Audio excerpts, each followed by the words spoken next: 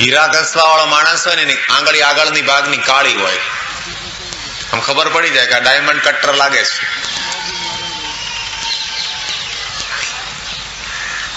જરાસંધે વિચાર કરો કે ભલે બ્રાહ્મણના રૂપમાં આવ્યા હોય પણ છે ક્ષત્રિય બચ્ચા, પણ એટલો ધાર્મિક વૃત્તિનો જરાસંધ એને વિચાર કરો ભલે ગમે તે હોય પણ મારી આગળ તો અત્યારે બ્રાહ્મણના રૂપમાં આવ્યા છે ને, મારો ધર્મ છે ને ભિક્ષા. બોલો ભૂદેવ શું જોઈએ? ત્યારે શ્રી કૃષ્ણ ભગવાને કહ્યું કે અમારે તો દ્વંદ્વ યુદ્ધની ભિક્ષા જોઈએ છે, અમે કોઈ બ્રાહ્મણ નથી, હું દ્વારિકાનો અધિપતિ કૃષ્ણ. આ ગાંડીવ ધનુષ્યના ધરતલ અર્જુન અને આ ગદા યુદ્ધમાં નિષ્ણાત ભીમ, આ પરિચય સાંભળતાની સાથે જરાસંધે લાલ આંખો કરી ક્રોધાયમાન થઈ અને હાથનું લટકો કરીને કૃષ્ણને કહ્યું, કૃષ્ણ તું કાળિયા, હું તારી સાથે દ્વંદ્વ યુદ્ધ નહીં કરું, તું તો કંગાલ છો, કાયર છો, તે તો બંગડી પહેરી છે, 17 વખત રણના મેદાનમાંથી મારાથી ડરીને ભાગ્યો છે, અને તારી સાથે હું દ્વંદ્વ યુદ્ધ કરું અને તને પરાજિત કરું તો દુનિયાના માણસો મારી નિંદા કરે કે ધિક્કાર છે, આ જરાસંધને કે એક નબળા ને કાયર ને બંગડી પહેરાલાને હરાવ્યો, માટે તારી સાથે નહીં લડું. અને અર્જુનની સાથે પણ નહીં લડું, કારણ કે અર્જુન મારા કરતા ઉંમરમાં નાનો છે અને દ્વંદ્વ યુદ્ધમાં તો નિયમ છે સમાન શરીર અને સમાન ઉંમર જોઈએ, હું એની સાથે પણ નહીં લડું. આ તમારા 3 ની અંદર મારા માટે એક જ યોગ્ય ભીમ છે. ત્યારે ભગવાને અને અર્જુને બંને વિચાર કર્યો કે અમે પણ ક્યારને ભગવાનને પ્રાર્થના કરતા હતા કે જરાસંધ અમારી સામે લડવા તૈયાર ન થાય તો સારું, અમને ન માગે તો સારું. ભીમ અને જરાસંધનું ગદા યુદ્ધ શરૂ થયું. 27 દિવસ સુધી ભયંકર યુદ્ધ ચાલુ. જરાસંધ મરણીઓથી લડતો હતો. ભીમના હાડકા ખોખરા કરી નાખ્યા. ભીમે પ્રણામ કરીને કહ્યું, પ્રભુ હવે મારી કોઈ શક્તિ નથી કે આની સાથે હું ઉભો રહી શકું, કંઈક કૃપા કરો. તે વખતે ભગવાન પોતે વૃક્ષની ડાળી નીચે ઉભા હતા. ડાળીની ડાળખી તોડી એ ડાળખીને વચ્ચેથી ચીરી 2 ભાગ કર્યા અને એક ભાગનો આ બાજુ ત્યાગ કર્યો, એકનો આ બાજુ ત્યાગ કરી ભગવાને ઈશારો કરીને સમજાવીને કહ્યું, તું આને આવી રીતે ચીરી નાખીશ ને તો એ મરશે, બાકી તારી કોઈ તાકાત નથી, તું એને મારી શકે. જરાસંધ જયારે જન્મ પામ્યો ને ત્યારે કહેવાય છે કે શરીરના 2 ભાગમાં જન્મ્યો હતો. એના બાપને 2 રાણી હતી, સંતાન નહોતું. કોઈ મહાત્માજીને પાસે વિનંતી કરી, મહાત્માજીએ ફળ આપ્યું. હવે આ બંને રાણી ઉપર સમાન પ્રેમ, કોને ફળ આપવું કોને ના આપવું, એટલે એના બાપે ફળના 2 ભાગ કર્યા. અડધો ફળ બંને રાણીને ખવડાવ્યું, બંનેને ગર્ભ રહ્યો. બંને રાણીને બાળકના જન્મ તો થયા પણ અડધા શરીર વાળા. તો બંને રાણી મૂંઝાણી કે હવે આપણે લોકોને મોઢું શું બતાવું, લોકો જાણશે તો શું કહે છે કે લ્યો અડધા દીકરાઓ પેદા કર્યા. એટલે કોઈને ખબર ના પડે તેવી રીતે વનમાં જઈને અડધા શરીર મૂકી આવી. તો એ જંગલની અંદર એક જરા નામની રાક્ષસી હતી. એને આ બાળકોના બંને ભાગને આમ ચોંટાડી દીધા, સાંધી દીધા. બાળક જીવતો થયું અને બાળકનું નામ શું રાખવામાં આવ્યું? જરાસંધ. જરા નામની રાક્ષસીએ સાંધ્યા એટલા માટે એનું નામ જરાસંધ રાખ્યું. ભગવાને ઈશારો કરીને સમજાવ્યું કે આનો જન્મ આવી રીતે છે, માટે ન્યાય અન્યાય જોયા સિવાય એના એક પગ ઉપર બીજો પગ તારો મૂકી, બીજો પગ હાથમાં પકડીને વચ્ચેથી ચીરી નાખ અને એકનો આ બાજુ ત્યાગ કર ને એકનો આ બાજુ ત્યાગ કરતો એ મરશે. અને ભગવાનના ઈશારાની અંદર ભીમ સમજી અને જરાસંધનો તે રીતે ઉદ્ધાર કર્યો. ભગવાને પાંડવોની પગલે ડગલે રક્ષા કરી છે.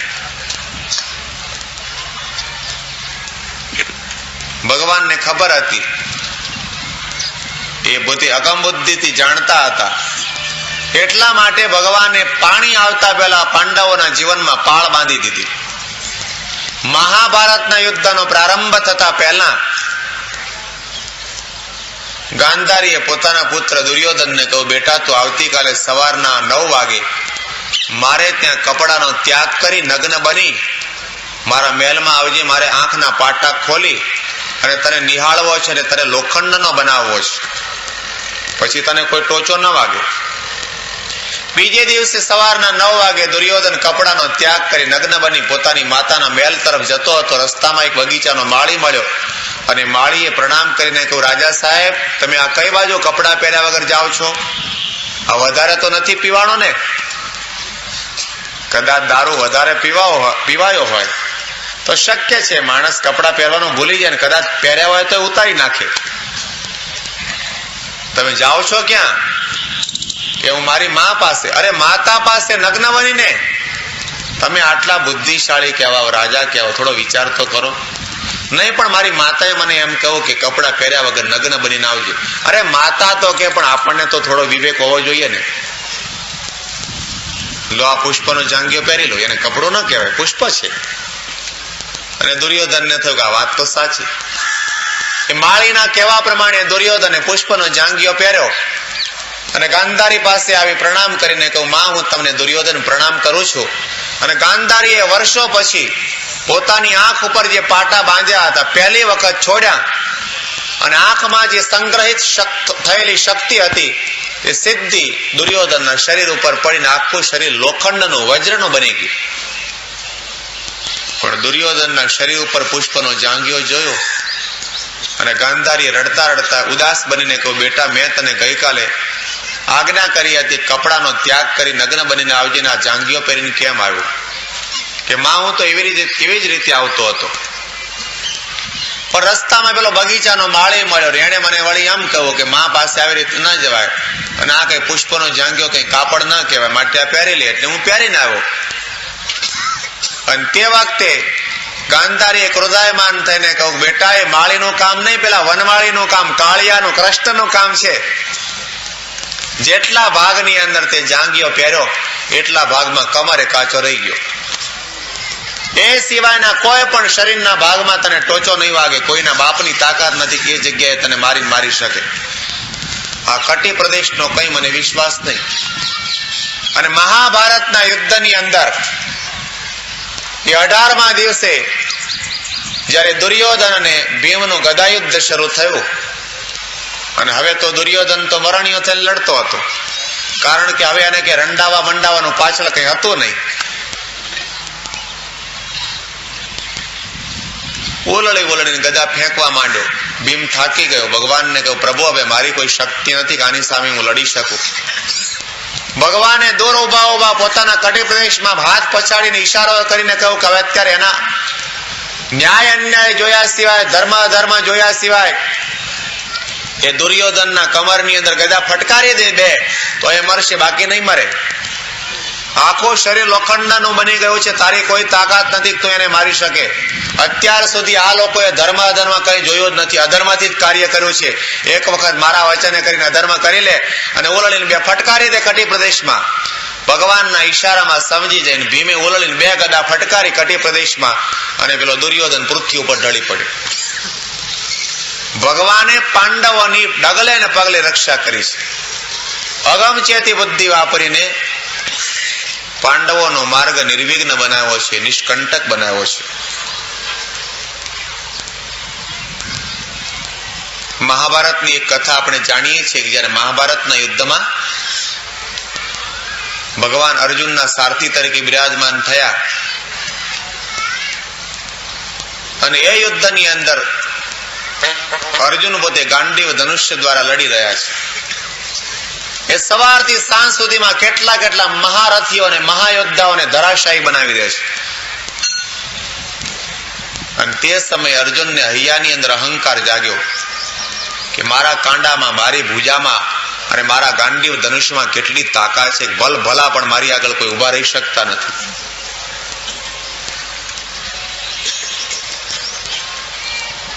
અને હવે કર્ણ જયારે સામા પક્ષમાં સેનાપતિ પદ લઈને લડવા માટે આવ્યો અને મરણીઓથી લડવા માંડ્યો, તે વખતે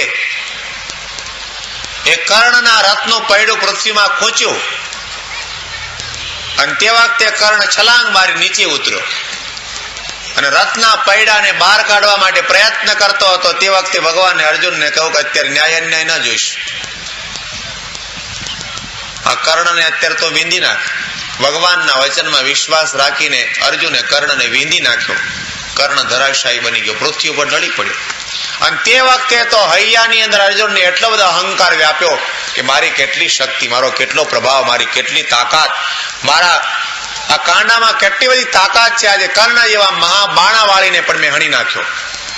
ભગવાને વિચાર કર્યો કે જે મારા શરણમાં છે, જેના રથમાં હું સારથી તરીકે બેઠો છું, જે મારો ભક્ત છે એના હૈયામાં અહંકાર ગમે તેમ થાય, પરંતુ મારે અર્જુનને અહંકારમાંથી મુક્ત કરવા જોઈએ. એ વિચાર સાથે ભગવાને રાતના સમયની અંદર અર્જુનને કહ્યું, અર્જુન ચાલો આપણે મારી સાથે ચાલો. મહાભારતનું યુદ્ધ એ તો ધર્મયુદ્ધ છે. સવારથી તે સાંજ સુધી બધા લડે, પણ રાતના પાસે એકબીજાની છાવણીમાં બેસે, ચા પાણી ઉકાળા નાસ્તા કરવા માટે જાય, કોણ કેવું લડ્યું એવી બધી વાતો કરે. તો અર્જુન અને ભગવાન બંને રણ મેદાનની અંદર, જ્યાં કર્ણ પોતે મરણ અવસ્થામાં પડ્યો હતો, મર્યો નહોતો, એના શરીરની અંદર બાણ ભોંકાયેલા હતા. ભગવાને ત્યાં જઈને કર્ણને બૂમ પાડી કે કોઈ દાનવીર, કોઈ દાનવીર, કોઈ દાનવીર. અને આ ભગવાનના શબ્દો કર્ણના કર્ણ સાથે અથડાયા. કર્ણે કહ્યું, તમે કોણ છો? ભગવાને કહ્યું કે હું બ્રાહ્મણ છું અને મારે મારી દીકરીનું લગ્ન કરવું છે, એમાં થોડી પૈસાની જરૂર પડી છે. તમે કોણ? કે હું દાનવીર કર્ણ. મારા મહાન ભાગ્ય કહેવાય, હું મરણ પથારીમાં પડ્યો છું, રણ મેદાનમાં સૂતો છું, અને તમારા જેવા ભૂદેવ મારી પાસે સામેથી દાન લેવા માટે આવ્યા. મારા જીવનના મહાન ભાગ્ય કહી શકાય. પણ દુઃખની વાત તો અત્યારે એ છે કે અમારા શરીરમાં બાણ ભોંકાયેલા છે. તમે એક કામ કરો, અત્યારે તો હું કઈ દાન આપી શકું તેમ નથી, પણ મારા ઘેર જાઓ, મારી પત્નીની પાસે જે કઈ માગશો તે બધું તમને આપશે, જાઓ. ભગવાને કર્ણને કહ્યું કે જુઓ, હું બ્રાહ્મણ, મેં પોતે હૈયામાં પ્રતિજ્ઞા કરી છે કે માગવું તો એક જ વ્યક્તિ પાસે માગવું, તમારી પાસે માગવું છે, તમારાથી આપી શકાય એમ હોય તો આપો, નહીં તો હું આ ચાલતો થાઉં. એમ કહીને ભગવાન ચાલવા લાગ્યા. અને કર્ણને તે વખતે મનમાં ચિંતા થવા માંડી કે જીવનની અંદર કોઈ પણ ભિક્ષુક મારી પાસેથી ખાલી હાથે પાછો ગયો નથી, અને આજે જયારે હું મરણ પથારીમાં મરવા પડ્યો છું, અને તે વખતે સામે ચાલીને બ્રાહ્મણ આવ્યો અને ખાલી હાથે પાછો જશે તો દુનિયાના કેટલા માણસો મારી નિંદા કરશે કે ધિક્કાર છે આ કર્ણને, કે છેલ્લી વેળાએ એક બ્રાહ્મણને પાછો કાઢ્યો, દાન ના આપી શક્યો, મારી ઉજ્જવળ કીર્તિમાં કાળી ટીલી લાગશે. કર્ણે પ્રણામ કરીને કહ્યું, ભૂદેવ ઉભા રહો, ઉભા રહો, તમે જતા નહીં, એક કામ કરો, ત્યાં પેલો મોટો પથરો છે ને, એ પથરો ઉચકીને અહીંયા લઈ આવો. ભગવાને કહ્યું, કેમ એમ? તો કે મારા મોઢાની અંદર, દાંતની અંદર સોનાની રેખાને કિંમતી કિંમતી મોતી જડ્યા છે, એ પથરો તમે મને અહીંયા લાવી આપો ને, તો એ પથરા સાથે મારું મોઢું અથાડી, દાંત તોડી, એમાંથી સોનાની રેખા અને મોતી તમને આપીશ, તો તમારી દીકરીનું લગ્ન થઈ જશે એમાંથી. ભગવાને કહ્યું, કર્ણ, તું મારી પાસે પથરો ઉચકાવડાવી અને એના બદલામાં તું આવું દાન કરવા માંગે છે, આવું દાન મને ન ખપે. તારાથી આપી શકાય એમ હોય તો આપ, નહીં તો હું આ ચાલ્યો. કર્ણના માટે બહુ વિકટ પરિસ્થિતિ ઉભી થઈ. એને મનમાં એમ થયું કે મારે અત્યારે બસ આ ભિક્ષુકને ખાલી હાથે પાછો ધકેલવો પડશે. પ્રણામ કરીને કહ્યું, ગુરુદેવ, ભૂદેવ તમે ઉભા રહો, જતા નહીં, એટલું કહી અને કર્ણે પોતાના શરીરમાં શક્તિ જેટલી હતી તે એકત્રિત કરી. શરીરમાં બાણ ભોંકાયેલા હતા, છતાં પણ શરીર ઘસડતા ઘસડતા ઘસડતા ઘસડતા એ પથરા સુધી પહોંચી. અને પથરા ઉપર કર્ણે પોતાનું માથું અને દાંત તોડી, અને દાંતની અંદર જે સોનાની રેખા ને મોતી હતા તે હાથમાં લઈને ભગવાનની આગળ ધરીને કહ્યું, ભૂદેવ હવે લેશો? ત્યારે ભગવાને કહ્યું, જો હું તો બ્રાહ્મણ છું અને તું તો દાસીનો પુત્ર, તારા મોઢાની અંદર રહેલા સોનાની રેખા અને મોતી હેઠા હું લાવું, તારે જો એ મને આપવા હોય તો ગંગાજીના પવિત્ર નીરની અંદર ધોઈ પવિત્ર કરીને આપે ને તો લઉં, બાકી આ ચાલ્યો. ભગવાન પોતે કર્ણની કસોટી કરવા માટે અને અર્જુનનું અભિમાન ઉતારવા માટે પધાર્યા છે આવું રૂપ લઈને. કર્ણના માટે તો બહુ વિકટ પરિસ્થિતિ ઉભી થઈ કે હવે શું કરવું. છેવટે પ્રણામ કરીને કહું, ભૂદેવ તમે જતા નહીં. કર્ણે પોતાના બાથામાંથી તીર કાઢ્યું અને શરીરમાં જેટલી શક્તિ હતી બધી શક્તિ એકત્રિત કરી અને હાથમાંનો તીર સીધું પાતાળની અંદર નાખ્યો. પાતાળમાંથી ગંગાનો પ્રવાહ વહેવા લાગ્યો અને એની અંદર આ સોનાની રેખા ને મોતી ધોઈ પવિત્ર કરી અને કહ્યું, ભૂદેવ હવે તમે લેશો? અને તે વખતે ભગવાને પોતાનું સ્વરૂપ વ્યક્ત કરતા કહ્યું કે હું કોઈ બ્રાહ્મણ નથી, દ્વારિકાનો અધિપતિ કૃષ્ણ છું. કર્ણ, ધન્ય છે તમારી શક્તિને, તમારી પરાક્રમને, તમારી દાનવીરતાને. તમારે મારી પાસે જે કઈ જોઈતું હોય તે માગી લો. તો કર્ણે આનંદ વિભોર બની આંખના આંસુ વહાવતા વહાવતા કહું કે પ્રભુ, મારે દુનિયાનું કંઈ પણ માગવું નથી. મારા આવા જીવનના ધન્ય ભાગ્ય ક્યાંથી કે હું જ્યારે મરણ પથારીમાં છું અને તમારા જેવા ભગવાન સાક્ષાત બ્રાહ્મણના રૂપે મારે ત્યાં માગવા માટે આવ્યા અને તમારો સંકલ્પ હું પૂરો કરી શક્યો, મારા મહાન ભાગ્ય છે. છતાં પણ તમે જ્યારે માગવાનું કહો છો તો હું એટલી માગણી કરું છું કે તમારા દર્શન કરતા કરતા કરતા હું મારા દેહનો ત્યાગ કરું અને તમે તમારા હાથે આ મારા પાંચ ભૌતિક શરીરનો કોઈ પવિત્ર ભૂમિ ઉપર અગ્નિ સંસ્કાર કરજો. ભગવાનના દર્શન કરતા કરતા કર્ણે દેહનો ત્યાગ કર્યો અને ત્યાર પછી કહેવાય છે કે ભગવાને નર્મદાના પવિત્ર તટ ઉપર આ કર્ણના શરીરનો અગ્નિ સંસ્કાર કર્યો અને તે વખતે અર્જુન હાજર હતા. અર્જુને પ્રણામ કરીને કહ્યું, પ્રભુ, હવે હું કોઈ દિવસ અભિમાન નહીં કરું.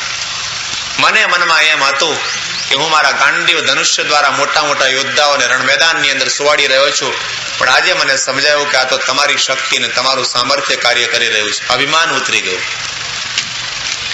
ભગવાને પાંડવોની લૌકિક રીતે અને આધ્યાત્મિક રીતે બંને રીતે સહાય કરી, બંને રીતે મદદ કરી છે.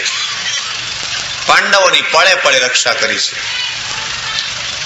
સુખદેવજી રાજા પરીક્ષિતને કહ્યું કે હવે ત્યાર પછી દ્વારિકાની અંદર એક દૂતે આવીને ભગવાનને પ્રાર્થના કરી કે ભૌમાસુર નામનો રાજા છે, એને 16,100 રાજકન્યાઓને પોતાના કેદની અંદર કેદ કરી છે અને તમામ કન્યાઓની એક જ પ્રાર્થના છે કે આ ભૌમાસુરનો નાશ કરીને તમામ કન્યાઓને કેદમાંથી મુક્ત કરો.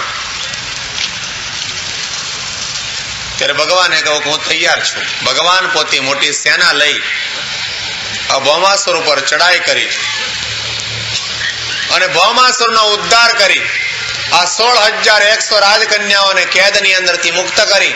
ત્યારે આ તમામ કન્યાઓએ ભગવાનની પાસે આવીને વિનંતી પ્રાર્થના કરી, પ્રભુ, અમે તમારા જ્યારથી ગુણગાન સાંભળ્યા, તમારી શક્તિ અને સામર્થ્યની વાતો સાંભળી, ત્યારથી અમે મનોમન તમારી સાથે લગ્ન કરી લીધા છે, માટે કૃપા કરીને અમારું પાણી ગ્રહણ કરો. ભગવાને કહ્યું, મારી ક્યાં ના છે? તમારા માટે તો આ દ્વારિકા વસાવી છે, મોટા મોટા બંગલા તમારા માટે જ બાંધ્યા છે. ભગવાને 16,100 રાજકન્યાઓની સાથે લગ્ન કર્યા. આપણને મનમાં એમ થાય કે દુનિયાનો સામાન્ય માણસ હોય તે પણ આટલા બધા લગ્ન કન્યાઓ સાથે ન કરે, અને ભગવાને આટલા બધાની સાથે લગ્ન કેમ કર્યા? તો આ બધી કન્યાઓ પૂર્વની અંદર પૂર્વ જન્મમાં અપ્સરાઓ હતી. ઘણી બધી તપશ્ચર્યા કરી, બ્રહ્માજી રાજ્ય થયા, માગવાનું કહ્યું ત્યારે એમણે બ્રહ્માજી પાસે એટલી માગણી કરી કે અનંત જન્મની અંદર કેટલા કેટલા પુરુષોની સાથે લગ્ન કર્યા, પણ કોઈ વખત નારાયણ અમારા પતિ નથી બન્યા, તો આવતા જન્મની અંદર નારાયણ સાથે અમારું લગ્ન થાય, એ અમારા પતિ બને એવું વરદાન આપો. બ્રહ્માજીએ કહ્યું, તથાસ્તુ. અને એ વરદાન પ્રમાણે આ તમામ અપ્સરાઓ રાજકન્યાઓના રૂપમાં આવી અને ભગવાનને પતિ રૂપની અંદર પામી. આટલા માટે ભગવાને આ તમામ કન્યાઓની સાથે લગ્ન કર્યા. આપણા સમાજની અંદર અત્યારે એક વર્ગ એવો છે કે આ ભગવાનની ભાગવતની કથા સાંભળ્યા પછી ઘણા માણસો એમ કે કનૈયાએ રાસલીલા કરી તો આપણે રાસલીલા કરવામાં શું વાંધો છે? રાસલીલા કરે અને રાસલીલાની અંદર તો પછી મહિમાનો અતિરેક થાય. પુરુષ હોય તે મહિલાને શું કે તમે તો મીરાબાઈ જેવા છો, તો મીરાબાઈ શું કે તમે તો નરસિંહ મહેતા, ને પછી ભેટમ ભેટા ન થાય અને આધ્યાત્મિક માર્ગમાં દૂષણ ન પેસે તો થાય શું? રાસલીલા કરવા હાલી નીકળ્યા. લ્યો અત્યારે અરે ભગવાને તો પોતાની ટચલી આંગળી ઉપર ગોવર્ધન પર્વત તોડ્યો હતો, તારાથી શેકેલો પાપડે ભાંગી શકાતો નથી. પૂતનાને મારી, શકટાસુરને માર્યો, ધેનુકાસુરને માર્યો, બકાસુરને માર્યો, કેટલા કેટલા અસુરોને આમ ચપટીમાં ઉપર મોકલી દીધા. અક્ષોહિણી સેનાનો આમ ચપટીમાં ઉદ્ધાર કરી નાખ્યો. અરે ભગવાને તો એક સાથે 16,100 રાજકન્યાઓને ઘરમાં બેસાડી. તો ત્યાં એકને તો બેસાડી, હવે એક સિવાયની બીજીને તો બેસાડી જો. શું ધંધા થાય છે? કોઈ લાકડી લઈને ટીપી નાખે. ભગવાન કરે તેમ ન કરાય, ભગવાન કહે તેમ કરાય. શ્રી કૃષ્ણ લીલા પુરુષોત્તમ છે, એમના ચરિત્ર માત્ર સ્મરણીય છે, અનુકરણીય નહીં. રામ તો મર્યાદા પુરુષોત્તમ, એમના ચરિત્રો સ્મરણીય પણ ખરા અને અનુકરણીય પણ ખરા. પણ જીવની અવળાઈ કેવી કે ભગવાન કે સંત કરે તેમ કરવા માટે તૈયાર થાય, પણ ભગવાન કહે તેમ કરવા ન તૈયાર થાય. પોતાને ગમતું હોય તે પોતાની રુચિ પ્રમાણે કરવાનું સૌને ગમે. શંકરાચાર્યજી પોતાના શિષ્યોને સાથે લઈને જતા હતા, રસ્તામાં એક દારૂનું પીઠું આવ્યું. તો શંકરાચાર્યજીએ દારૂની એક બોટલ લઈને ગટગટાવી. એના ચેલાઓ સાથે હતા. એમણે વિચાર કર્યો કે ગુરુજી પીવે છે તો આપણે શું વાંધો. શંકરાચાર્યજીએ માત્ર એક જ બોટલ પીધી, પેલા લોકોએ ડબલ ડોઝ લગાવ્યો. શંકરાચાર્યજીએ વિચાર કર્યો કે આ તો બહુ ખોટું કહેવાય. આગળ ગયા, લુહારની કોઢ આવી. એટલે લુહારની કોઢની અંદર તપાવેલું પીગાળેલું લોખંડ લાલ ઘૂમ બનેલું હતું. શંકરાચાર્યજી લઈને ગટગટાવી ગયા અને તમામ ચેલાઓ આ ભોંય ખોતરતા નીચું ગાલીને ઉભા રહ્યા. શંકરાચાર્યજીએ કહ્યું, કેમ ઉભા છો? ત્યાં તો મેં એક જ બોટલ પીધી, તમે લોકોએ ડબલ ચડાવી, અહીંયા ઉભા કેમ રહ્યા? ગુરુ કરે તેમ ના કરાય, ગુરુ કહે તેમ કરાય. પણ જીવ એવો નાદાન છે કે પોતાને ગમતી વસ્તુ પહેલા સ્વીકારવા માટે તૈયાર થાય છે. સુખદેવજીએ ત્યાર પછી રાજા પરીક્ષિતને કહ્યું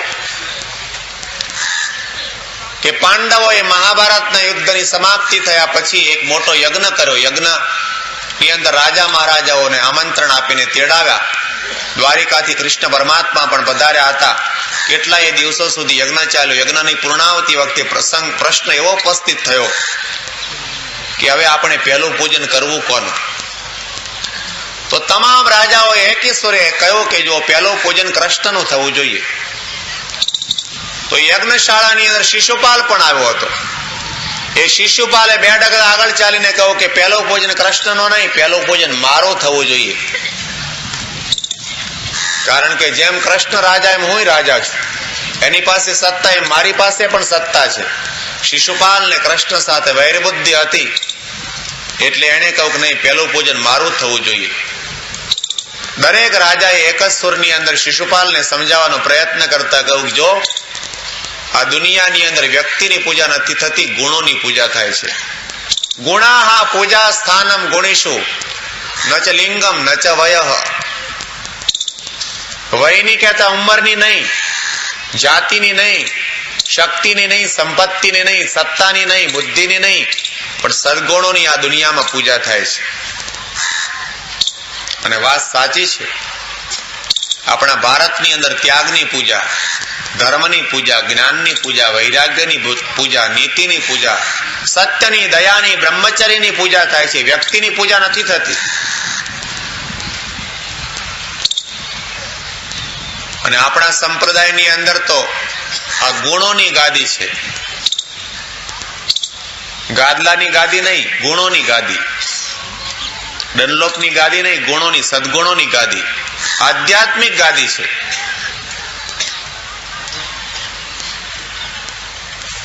વિદ્વતા કરતા પણ સદગુણોની મહત્તા વધારે છે. વિદ્વતાની મહત્તા નથી, સદગુણોની, નમ્રતાની, બ્રહ્મચર્યની, સાધુતાની મહત્તા વધારે છે. ગુણાતીતાનંદ સ્વામી જુનાગઢની અંદર મંદિરનું પ્રાંગણ વાળતા હતા, સાવરણો લઈને. મહંત હતા તોય. એટલે તરણેતરના મહંતે આવીને પ્રશ્ન કર્યો કે ઇસ મંદિર કા મહંત કિધર હૈ? કે અંદર જાઓ, સભા મંડપમાં મોટી ગાદી ઉપર બેઠા હશે. અને તરણેતરનો બાવો અંદર ગયો, અંદર જઈને જોયો તો ગાદી ન મળે, મહંતય ન મળે. ગુણાતીતાનંદ સ્વામી આખું આંગણું સાફ કરી, હાથ પગ ધોઈ, સભા મંડપની અંદર એક ચટાઈ પાથરેલી હતી, ત્યાં જઈને બેઠા. એટલે બાવાજીએ પૂછ્યું કે ઇસ મંદિર કા મહંત ક્યાં આપ હૈ? કે હાજી. તો કે હમણાં તો તમે સાવરણો વાળતા હતા. કે અમારે ત્યાં તો જે સાવરણો મારે ને જાડો ફેરવે એ જ મહંત. કે શું વાત છે, તમે મહંત કેટલા વર્ષથી? તો કે 40 વર્ષ તો થયા. અને પેલાને બહુ નવાઈ લાગી. કારણ કે તરણેતરની ગાદી ઉપર 20 વર્ષમાં પોતે 18માં મહંત હતો. ગુરુજી 1 વર્ષ ગાદી ઉપર ના રહે ત્યાં સુધીમાં તો પેલો ચેલો રાતના ગળો દબાવીને ગુરુને મારી નાખીને ગાદી ઉપર બેસી જાય. તમે 40 વર્ષથી મહંત તરીકે કેમ રહી શક્યા? મને નવાઈ લાગે છે. ગુણાતીતાનંદ સ્વામી પોતાની જોડી ઉતારી ખીટીમાંથી, એમાંથી તુંબડી કાઢીને કહું કે આ અમારે પાણી પીવાનું પાત્ર. પથ્થર કાઢ્યો કે આ જમવા માટે, લાકડાનું પથ્થર. આ 2 ધોતિયા પહેર્યા છે, 2 ધોતિયા સુકાય છે. અને પૂજાની અંદર તિલક કરવાનું, તિલક્યું લાકડાનું, ચાંદલો કરવાની ડબ્બી પણ ભૂંગળી વાંસડાની, અને કહું કે આ અમારો બેંક બેલેન્સ મૂડી જે કંઈ કહો આટલામાં આવી ગયું. આ જે કંઈ દેખાય છે બધું તો ભગવાનનું છે. અમને આચાર્ય મહારાજની આજ્ઞા થઈ એટલે આ જોડી ખભામાં લગાવીને ત્યાંથી ચાલતા. આમાં કયો ચેલો અમને મારે? ગુણોની ગાદી છે, નમ્રતાની ગાદી છે, સાધુતાની ગાદી છે. કોઈ પણ વ્યક્તિની મહત્તા એની વિદ્વતામાં નથી, એની બુદ્ધિ ચતુરાઈમાં નથી, એની સત્તા કે સંપત્તિમાં નથી. કોઈ પણ વ્યક્તિની મહત્તા એના ગુણોની અંદર સમાયેલી છે. આપણે ત્યાં ગુણોને મહત્વ આપવામાં આવ્યું છે, ગાદીને મહત્વ નથી આપવામાં આવ્યું. પણ તમે જુઓ આજે સમાજની અંદર બુદ્ધિ લોકોની ખબર નહીં કેમ વામણી બની ગઈ. લોકોને ખ્યાલ જ નથી આવતો. લોકોએ નવી ફૂટપટ્ટી ઉભી કરી છે કે ગાદી ઉપર બેઠા હોય, ભગવા કપડા પહેર્યા હોય, એના પારાયણ કે પ્રવચનમાં લાખ માણસ બેઠું હોય તો લોકો એને મહાન માને. પારાયણ કરવાથી મહાનતા નથી, પ્રવચન કરવાથી મહાનતા નથી. ગમે તેટલું કલાકોના કલાકો સુધી બોલવાથી કોઈ પણ વ્યક્તિની મહત્તા નથી. એવું તો ઘણા બોલતા હોય છે. એ જ્ઞાન જીવનની અંદર વણાયું કેટલું એની મહત્તા છે. આજે ઘણાને મનમાં એમ હોય કે આ સંતો અહીંયા નીચે, મારા કરતા નીચે જ બેઠા છે ને. આમ તમે જુઓ આસનની દ્રષ્ટિએ જુઓ તો મારા કરતા નીચી ગાદી ઉપર છે. ઘણાને મનમાં એમ હશે કે આ સ્વામી ઉપર બેઠા બેઠા કથા કરે છે મોટા છે, બીજા નીચે બેઠા નાના છે. એવું ન સમજતા, ભૂલે એવી ભૂલ ન કરતા. આ જે નીચે બેઠા ને મારા કરતા ઘણા મોટા છે, અનંત ઘણા મોટા છે. તમે મારા કરતા મોટા. આ ગાદી ઉપર બેસવાથી કોઈ મોટાઈ નથી, આ ભગવા કપડા પહેરવાથી પણ કોઈ મારી મોટાઈ નથી, પ્રવચન કે પારાયણ કરવાથી પણ કોઈ મોટાઈ નથી. જીવનની અંદર સદગુણો કેટલા છે, ગુણોથી વ્યક્તિની મહત્તા છે. અને આપણા ભારતની અંદર હંમેશા ગુણોની પૂજા થઈ છે, કપડાની પૂજા નથી થતી કે પછી વ્યક્તિની પૂજા નથી થતી. પ્રમુખ સ્વામી જેવા સાચા સંત એ પ્રમુખ સ્વામી પૂજાતા નથી, એમના જીવનની અંદર સદગુણો છે, સદગુણો પૂજાય છે. ત્યાગ અને ધર્મ પૂજાય છે, જ્ઞાન અને વૈરાગ્ય પૂજાય છે. એના એક એક રોમની અંદર ભગવાન સાક્ષાત બિરાજમાન થઈને રહ્યા છે, એ ભગવાન પૂજાય છે. આપણે ગંગાજળનું પૂજન કરવું હોય તો પાણીમાં ચાંદલો થોડો થાય છે. એ ગંગાજળની તાંબાની લોટી હોય, લોટી ઉપર ચાંદલો કરો એટલે ગંગાજીનું પૂજન. ભગવાન તો છેક અક્ષરધામમાં બેઠા છે, ચરાચર સૃષ્ટિમાં વ્યાપીને બેઠા, ક્યાં પૂજન કરવા જશો? તો પ્રમુખ સ્વામી એક તાંબાની લોટી જેવા છે, એની અંદર ભગવાન સાક્ષાત બિરાજમાન થઈને રહ્યા છે. એમના કપાળમાં ચાંદલો કરો, પૂજન. એમના ચરણનો સ્પર્શ કરો, ભગવાનનો સ્પર્શ. પ્રમુખ સ્વામી ભગવાન નથી, ભગવાનના અખંડ ધારક સંત છે. આપણે એને ભગવાન નથી કહેતા, ભગવાનને રાખ્યા છે એમણે. તમે જુઓ ગામડાની અંદર ગોળનું ગાડું આવે તો જાહેરાત થાય, ચાલો ગોળનું ગાડું આવ્યું. તો ગાડું ગોળનું હોય? ગાડું તો લાકડાનું છે. પણ આપણે ગોળનું ગાડું કેમ કહીએ છીએ? કે અંદર ગોળ છે એટલા માટે. તમારે ત્યાં કોઈ મહેમાન આવે એટલે તમે તરત ઓર્ડર કરો કે જરા ચાનો કપ લાવજો. કપ ચાનો હોય, પિત્તળનો હોય, ચીનાઈ માટીનો હોય કે પછી સ્ટીલનો કપ હોય. પણ આપણે ચાનો કપ કેમ કહીએ છીએ? કે અંદર ચા છે એટલા માટે ચાનો કપ. પાણી હોય તો પાણીનો પ્યાલો. એમ પ્રમુખ સ્વામીએ પોતાના રોમ રોમની અંદર ભગવાનને રાખ્યા છે એટલા માટે ભગવાનનું સ્વરૂપ છે. आदम को खुदा मत कहो, आदम खुद खुदा नहीं, लेकिन खुदा के नूर से आदम कभी भी जुदा नहीं. આદમ એટલે આવા ઓલિયા જે સંત છે એને તમે ભગવાન ન કહેતા. આદમ કો ખુદા મત કહો, આદમ ખુદ ખુદા નહીં, લેકિન ખુદા કે નૂર સે આદમ કભી ભી જુદા નહીં. આવા સંતથી ભગવાન એક ક્ષણના માટે પણ જુદા નથી થતા. જેમ શબ્દ અને અર્થ અને સંબંધ છે, એમ આવા સંત અને ભગવાનને અખંડ સંબંધ છે. શબ્દ અને અર્થને તમે જુદા ના પાડી શકો. કોઈ કવિએ લખ્યું ને કે ફૂલ ડાળી સે અલગ હોતા હૈ મગર ખુશ્બુ સે નહીં. ગુલાબના છોડની ડાળીમાંથી પુષ્પ કદાચ જુદું પાડી શકાય. ફૂલ ડાળી સે અલગ હોતા હૈ મગર ખુશ્બુ સે નહીં. સુગંધિત પુષ્પને જુદું પાડી શકાય નહીં. જ્યાં જ્યાં સુગંધી ત્યાં પુષ્પ, જ્યાં જ્યાં પુષ્પ ત્યાં સુગંધ. फूल डाली से अलग होता है मगर खुशबू से नहीं, भगवान अपने संत से अलग होते हैं मगर संत के हृदय से कभी भी नहीं। कदाच शरीर द्वारा परमात्मा जुदा પડે પણ સંતના હૈયામાંથી ભગવાન એક ક્ષણના માટે પણ અલગ થઈ શકતા નથી। ત્યારે સંત પૂજાતા નથી, એના કપડા પૂજાતા નથી, એનામાં રહેલા સદગુણો અને એનામાં રહેલા સાક્ષાત ભગવાન પૂજાય છે। તમામ રાજા મહારાજાઓએ શિશુપાલને કહ્યું કે જો આ વ્યક્તિની પૂજા નથી હોતી પણ ગુણોની પૂજા છે। ઘણું ઘણું કહેવા છતાં પણ શિશુપાલ માનવા માટે તૈયાર ન થયો અને શિશુપાલે ભગવાનની નિંદા કરવાની શરૂઆત કરી, ગાળો દેવાની શરૂઆત કરી। ભગવાન પોતાની આંગળીના વેઢા ઉપર એ ગાળો ગણવા માંડ્યા। આ શિશુપાલનો જયારે જન્મ થયો ને ત્યારે એને 3 નેત્ર હતા, 4 હાથ હતા અને એના જન્માક્ષર એવા આવ્યા કે આ બાળકને જેના ખોળામાં બેસાડવામાં આવે અને વધારાનું નેત્ર ખરી જાય અને વધારાના હાથ ખરી પડે તો સમજવું કે એના દ્વારા એ બાળકનું મૃત્યુ થશે। શિશુપાલને જયારે પહેલી વખત ભગવાન કૃષ્ણના ખોળામાં બેસાડવામાં આવ્યો, વધારાનું નેત્ર ખરી ગયું અને વધારાના હાથ ખરી ગયા।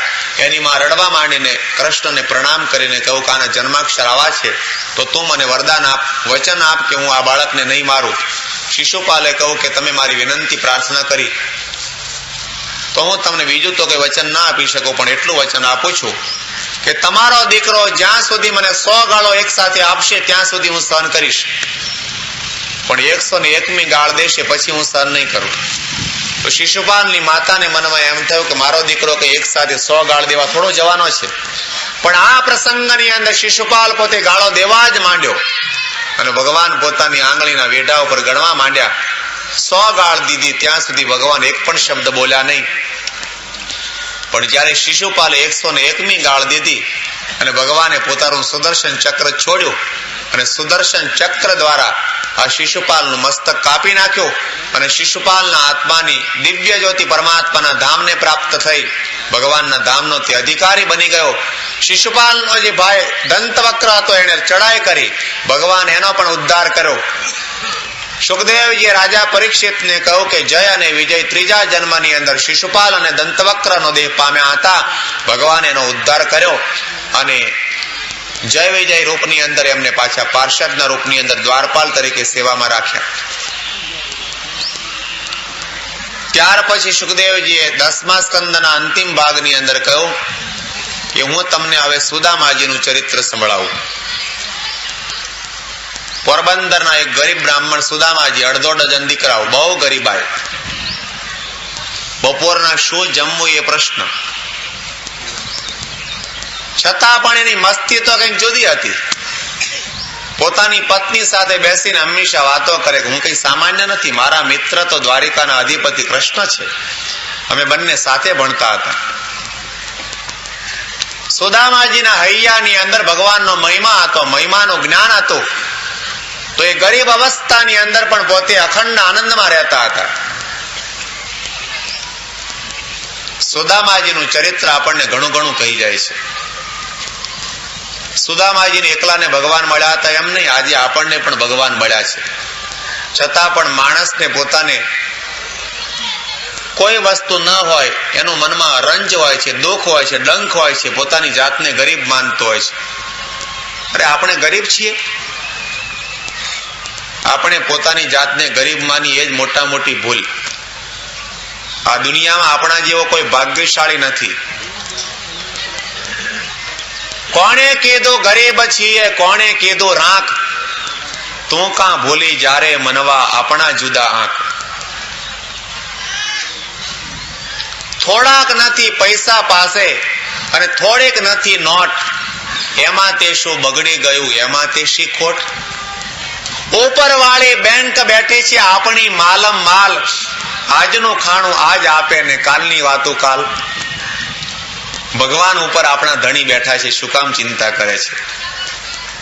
રાકપણું તો રહ્યો નહીં, કોઈમાં કેશો કંગાલ, કોઈમાં કેશો કંગાલ, નિરાધનિયા તો અમે નથી, મહા મળ્યો છે માલ, મહા મળ્યો ભાગ્ય જાગ્યા રે આજ જાણવા, થયા કોટી કલ્યાણ, થયા કોટી કલ્યાણ, ભાગ્ય જાગ્યા રે આજ જાણવા.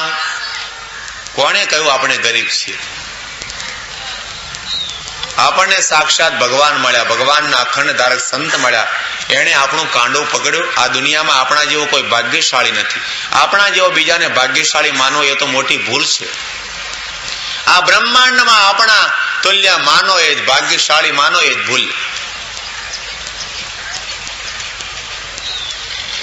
આ તો થોડુંક સામાન્ય દુનિયાનું સુખ ન મળ્યું, માણસ રોડદરડા રોતો હોય, રડતો હોય કે આ નથી, આ નથી. અરે રડવાનું હોય, અત્યારે રડવાનો વારો નથી, હસવાનો વારો છે, નાચવાનો વારો છે, આનંદ વિભોર બની જવાનો આપણો સમય છે. કારણ કે આપણને ભગવાન સાક્ષાત મળ્યા. ગોપીઓને જે ભગવાન મળ્યા હતા એના એ ભગવાન પુરુષોત્તમ નારાયણ આજે આપણને પ્રમુખ સ્વામીના રૂપની અંદર મળ્યા. આપણા કોઈ ભાગ્યનો પાર નથી. પેલો એક કવિ હતો ને, બગીચાની અંદર ગયો ને બગીચાની અંદર ગુલાબના છોડ ઉપર, ગુલાબના છોડના પાંદડા ઉપર કેટલાક ઝાકળના બિંદુ હતા. અને બગીચાનો માળી ગયો ને બગીચાનો માળી એ પાંદડા થોડો કાપે, એ મગમગતા ખીલેલા ગુલાબને કાપવા માંડ્યો, ગુલાબ રડવા માંડ્યા. ત્યારે પેલા ઝાકળના બિંદુને વાચા થઈ અને ઝાકળના બિંદુએ ગુલાબના પુષ્પને શું કહ્યું? હસો ફૂલ. શું કામ રડો છો તમે? હસો, હસો ફૂલ. હું તો એટલા માટે રડું છું કે નથી છૂટતો કોઈ ઝાકળના બિંદુને ચમનમાંથી. તમારે રડવાનો વારો નથી, તમારે હસવાનો વારો છે. અમે તો રડીએ કારણ કે અમારો નંબર જ ચૂંટાવામાં લાગતો નથી. ભગવાન સુધી અમને પહોંચવાનો લાભ નહીં મળે. તમારે તો અત્યારે હસવાનો સમય છે. તમને અહીંથી તોડીને છેક ભગવાન સુધી, ભગવાનના કંઠ સુધી પહોંચાડશે. અમારો નંબર ન લાગ્યો, તમારો નંબર લાગી ગયો. હસો ફૂલ. હું તો એટલા માટે રડું છું કે નથી ચૂંટતો કોઈ ઝાકળના બિંદુને. આ ચમનમાંથી, બગીચામાંથી કોઈ ઝાકળના બિંદુને ચૂંટે છે? ગુલાબ કાપી કાપીને સૌ મંદિરમાં લઈ જાય. આ 4.5 અબજ માણસોની વસ્તી દુનિયાના બગીચામાં છે. એમાં કેટલાક ગુલાબની જગ્યાએ, મોગરાની જગ્યાએ, ચમેલીની જગ્યાએ, આવળ બાવળના ફૂલની જગ્યાએ આ કેટલા કેટલા આપણે બધા ફૂલો છીએ. એની અંદર પ્રમુખ સ્વામી જેવા સાચા સંત બગીચાના માળી આપણને ચૂંટી ચૂંટીને ભગવાન સુધી પહોંચાડ્યા. આપણે અત્યારે રડવાનો વારો નથી, હસવાનો વારો છે. હસો સંતો ને હરિભક્તો. નથી ચૂંટતો કોઈ ઝાકળના બિંદુને ચમનમાંથી. આ બગીચામાંથી બીજા કોઈને ચૂંટતા નથી, આપણને ચૂંટ્યા. આપણું કાંડો પકડ્યું. આપણને ભગવાન સુધી પહોંચાડવા માટે એમણે સંકલ્પ કર્યો કે દરેકને ગુણાતીત કરવા, બ્રહ્મરૂપ કરવા. તો આપણા ભાગ્યનો કોઈ પાર નથી. આ ખુમારી એક આપણા જીવનની અંદર હોવી જોઈએ. સુદામાજી ગરીબ હતા છતાં પણ એમના હૈયામાં 24 કલાક આનંદ હતો, કેફ હતો, મસ્તી હતી. તો એમના પત્નીએ કહ્યું કે આટલી મોટી મોટી વાતો કરો, વાતો કરવાથી વડા નહીં થાય.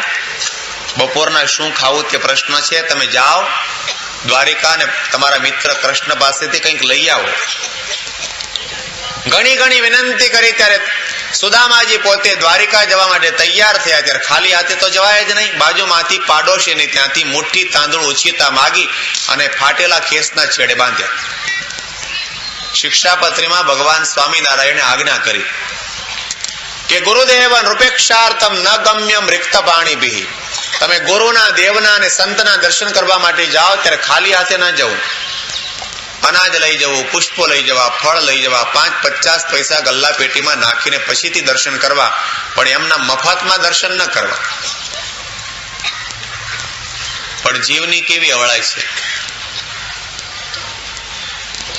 એ પિક્ચર જોવા માટે જાય ત્યારે 3 રૂપિયાની 5 રૂપિયાની ટિકિટ લે. 5 રૂપિયા ખર્ચીને પૈસા બગડે, સમય બગડે, આંખો બગડે, મન બગડે, જીવન બગડે, અંતઃકરણ અને દિલ બગડે.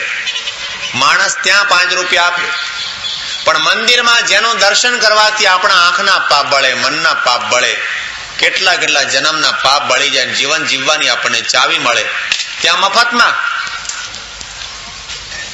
કેટલાક માણસો તો એવા હોય, બજારમાં ક્યાંય ખોટો રૂપિયો ન ચાલે, નાખો ગલ્લા પેટીમાં, હજુ બધાને જોતા નાખે, ખાણ કરતો અવાજ આવે ને, લોકો એમ વિચારે કે આ ભાઈએ રૂપિયો નાખ્યો પણ ખોટો.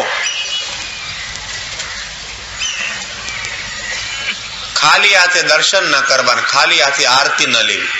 ઘણી વખત તો એવું બને કે આ બાજુ આરતી અહીંયા શરૂ થાય ને એટલે કેટલાક ચાલતા થાય, લોકોને મનમાં ડર લાગે કદાચ આરતી ચાલતી ચાલતી અહીંયા આપણી પાસે આવશે તો લોકેલા આજે 5-50 પૈસા આરતીમાં નાખવા પડશે. અરે આરતીમાં પૈસા ન નાખતા પણ આરતી શું કામ જવા દો છો? એ આરતી આપણે લઈને આંખે અડાડીએ, માથા ઉપર લઈએ, એનો અર્થ શું છે? એ આરતી નથી, ભગવાનની દિવ્ય શક્તિનો સંચાર થયેલો છે. આપણી આંખને પાવન કરે, આપણી બુદ્ધિને પાવન કરે. આ શું કામ આરતીને જતી કરો છો? ભગવાને આપણને કંઈ પણ આપ્યું હોય, આપણી શક્તિ પ્રમાણે, શ્રદ્ધા પ્રમાણે ભગવાનના મંદિરે કંઈક અર્પણ કરવું. તમે જુઓ, ગામડામાં હજી પણ પ્રણાલિકા છે. ગામડાના મનુષ્યો મંદિરમાં દર્શન માટે જાય ને તો મૂઠડી લઈને જાય, થોડું અનાજ સાથે લઈ જાય, એમનામ દર્શન ન કરે. ભગવાનને આપ્યું છે, ભગવાનને આપવાનું છે, આપણું કઈ છે ખરું? મેરા મુझ में कुछ नहीं, जो कुछ है वो तेरा, तेरा तुझको सौंपते क्या लगेगा मेरा. દુનિયામાં કોઈ પણ વસ્તુ આપણી ખરી? ધારો કે કોઈ માણસ એમ કે મેં આજે મંદિરમાં 1000 રૂપિયા ભેટ આપ્યા, તો ભેટ શબ્દનો પણ પ્રયોગ ન થાય, ભેટ પણ ન લખાવાય. 1000 રૂપિયા આપણા જ. માતાના ઉદરમાંથી જયારે બહાર નીકળ્યા ત્યારે ખાલી કપડા પહેરાવા, નગ્ન અવસ્થામાં બહાર આવ્યા છે, કપડાય નહોતા. એ કપડા કોને આપ્યા? ભગવાને. પણ કોઈ માણસ એમ દલીલ કરતો હોય કે હું ભણી ગણીને તૈયાર થયો, ડોક્ટર થયો, એન્જિનિયર થયો, પ્રોફેસર થયો, આટલું ભણ્યો અને આ પૈસા કમાયો અને પછી મેં ભગવાનને આપ્યા ભેટ. અરે પણ તને બુદ્ધિ કોને આપી? બુદ્ધિ આપી તો તું ભણ્યો ને. દુનિયામાં લાખો માણસો ગાંડા છે, એમાં તારો નંબર લગાડી દીધો હોત તો? આ દુનિયામાં કોઈ પણ વસ્તુ એવી નથી કે એના ઉપર આપણે આપણી માલિકી જમાવી શકીએ, કહી શકીએ કે આ મારું છે. મેરા મુझ में कुछ नहीं, जो कुछ है वो प्रभु तेरा, तेरा तुझको सौंपते क्या लगेगा मेरा. ભગવતા યદ દત્તમ તદેવ ભગવતે સમર્પણીયમ. ભગવાને આપણને જે કંઈ આપ્યું તે આપણે ભગવાનને આપવાનું છે. તો ભેટ શબ્દનો પણ પ્રયોગ ના થઈ શકે. ધારો કે તમારી પાસેથી 1000 રૂપિયા મેં હમણાં લીધા અને બપોર પછીની પારાયણની અંદર હું જાહેરાત કરું અને કહું કે લો તમને મારા તરફથી 1000 રૂપિયા ભેટ, તો તમને શું થાય? લ્યો, મારા રૂપિયા મને ભેટ આપવા હાલી નીકળ્યા. એમ ભગવાનને નહીં થતો હોય કોઈ દાડો? પણ કેટલાક માણસો તો કેટલા અભિમાની કે ઓફિસની અંદર, મંદિરમાં એકલા મહેતાજી હોય ત્યારે ભેટ લખાવા ના આવે, એ ગીરદી થાય ને, પાછળથી બમ મારે 1000 રૂપિયા ભેટ લખી લેજો. શું કામ? પેલા લોકો જાણે ને કે આ ભાઈ 1000 રૂપિયા લખાવે છે. કોઈએ મંદિરમાં રસોઈ આપી હોય ને, એક જ જણને જમવાનું આમંત્રણ આપવું હોય, એકલો મળે ત્યારે ન કે, એ 100 માણસો બેઠા હોય એની વચ્ચે જઈને કે આપણા તરફથી રસોઈ છે, આવજો હો જમવા, બરાબર 12 વાગે આવી જજો. લોકોને ખબર પડે ને કે આમના તરફથી રસોઈ છે. અરે આપણું શું છે આમાં? ભગવાને આપણને કંઈ પણ આપ્યું છે ભગવાનના માટે, સંતના માટે, ધર્મના માટે, પરોપકારના માટે વાપરી નાખે.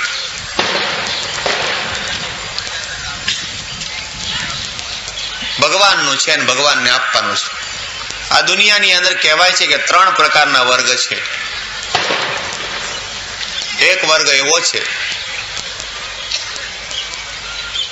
કે જેટલું કંઈ કમાય, જેટલા પૈસા કમાય તે બધા બેંકમાં જમા કરાવ્યા જ કરે. એક વર્ગ એવો છે પોતે એકલો જ જમે, બીજા કોઈના માટે વાપરે નહીં. અને ત્રીજો વર્ગ એવો છે પોતાના માટે વાપરે ને જગદીશના માટે કહેતા ભગવાનના માટે ને સંતોના માટે પણ વાપરે. તો ત્રણેય વર્ગને જુદા જુદા ફળ મળે.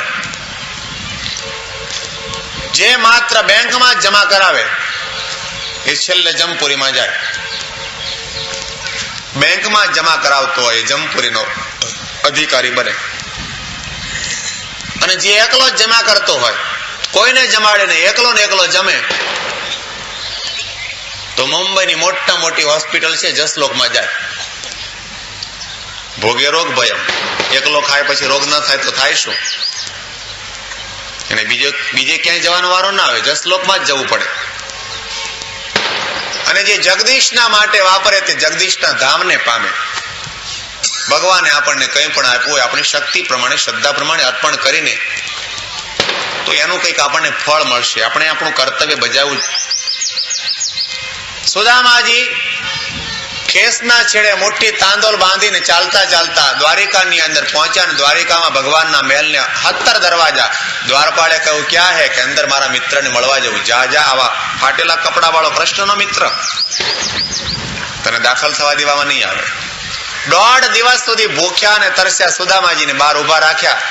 અને આ બાજુ અંદર મહેલમાં હિંડોળા ખાટમાં ઝૂલતા શ્રી કૃષ્ણ ભગવાનને સમાચાર મળ્યા કે મારા બાળપણના મિત્ર સુદામાજી આવ્યા છે.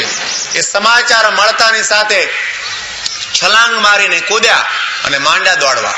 મોજડી પહેર્યા સિવાય દોડતા દોડતા સરકતા દરવાજા ઓળંગી અને સુદામાજી પાસે આવ્યા અને ભેટી પડ્યા. 1/2 કલાક સુધી તો સુદામાજીને બાહુપાશમાંથી છોડે નહીં.